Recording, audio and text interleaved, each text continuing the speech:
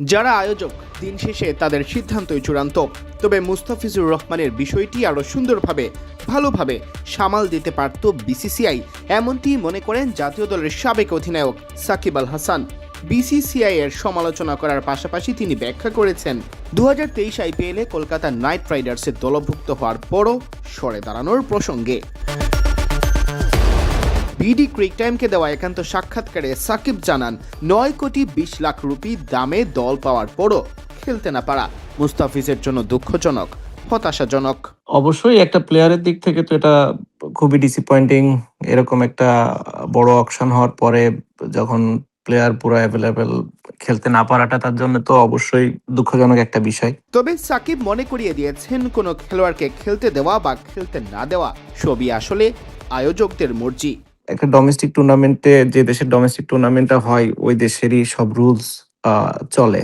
So তাদের যখন যেটা ইচ্ছা করতে পারে। আপনি যদি ধরেন বিপিএল এর দেখেন, আহ, আমি জানি না আপনি সব রুলস এন্ড রেগুলেশন নিয়ে পড়া আছে কিনা, যে চুক্তির সময় এরকম একটা ক্লজই দেয়া থাকে যে বিসিবির অথরিটি থাকবে যে কোনো সময় যে কোনো রুলস পরিবর্তন করা ইফ নেসেসারি, এরকম টাইপের থাকে আমি যতদূর জানি।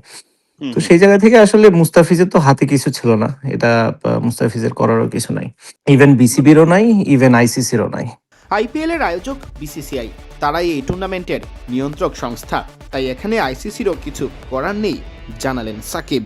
যেহেতু এটা আচ্ছা, একটা ডোমেস্টিক টুর্নামেন্ট, বাট হ্যাঁ, তো যেই সেখান কারণ থেকে দেখিয়ে আসলে কারো হাত দেয়া, মানে এখানে অন্য কারো হাত দেওয়ার ক্ষমতা নাই। এখন তাদের যেটা ইচ্ছা তারা করতে পারে, সেটা হচ্ছে একটা দিক। দ্বিতীয়ত হচ্ছে আমি মনে করি এটা বেটার ওয়েতে হ্যান্ডেল করা যেত, বা সেটা তারা কেন করে নাই সেটা তাদের আহ, বিষয়, কিংবা তারাই ভালো বলতে পারবে। বাট মুস্তাফিজের জন্য খুবই ডিসঅ্যাপয়েন্টিং। তবে বিষয়টি আরও ভালোভাবে সামাল দেওয়া যেত বলে মনে করেন সাকিব বিসিসিআই এর সমালোচনা করে। তিনি বলেন, আমার ধারণা হ্যাঁ, মানে যদিও তাদের ডোমেস্টিক টুর্নামেন্ট, তারা হয়তো আরো ভালোভাবে জিনিসটা মেবি ডিল করতে পারতো। আমি জানি না, মেবি মেবি আরো অনেক ইয়ে থাকতে পারতো। আসলে আমার পক্ষে তো বলা মুশকিল যে ওরা আসলে কোন কারণে এরকম ডিসিশন নিছে।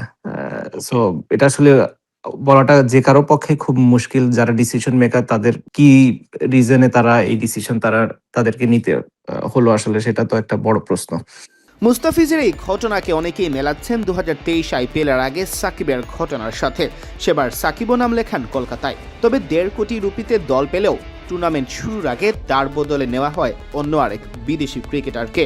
সাকিবের দাবি, পারস্পরিক সমঝোতা ও বোঝাপড়া থেকেই ওই সিদ্ধান্ত এসেছিল।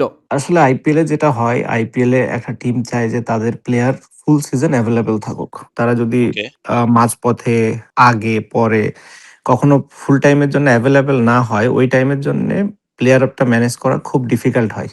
কারণ একটা টিমের সেট আপ থাকে এক এক রকম, all of a sudden change করতে হবে, তার জন্য আর একটা রিপ্লেসমেন্ট এত ইজি না, জিনিসটা খুবই কঠিন। কোনো ওনারই কিংবা কোনো ফ্র্যাঞ্চাইজি চায় না যে তাদের প্লেয়ার অর্ধেক সিজন খেলুক কিংবা 3-4 ম্যাচের জন্য আসুক, এরকম কেউ চায় না। সবাই চায় ফুল সিজনের জন্য, স্পেশালি আইপিএল এর মতো একটা টুর্নামেন্টে সবাই চায় যে তাদের ফুল স্কোয়াডটা পুরো ওই 2-2.5 মাস যেটা টুর্নামেন্ট, তারা যেন ফুল টাইম অ্যাভেলেবেল থাকে।